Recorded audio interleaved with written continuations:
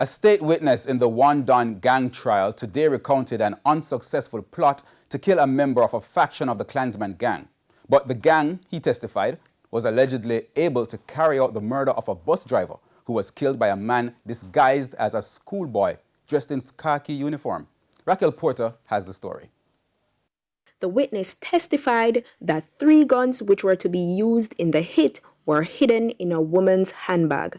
The woman reportedly carried the firearm from Spanish Town to Ewerton in St. Catherine.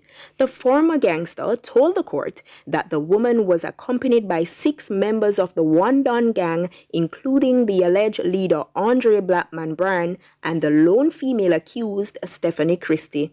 The witness said when they arrived in Ewerton, one of the gang members went to a party to search for the target. However, he was not found. He further gave details about the killing of a bus driver, whom he says was killed in full view of the police.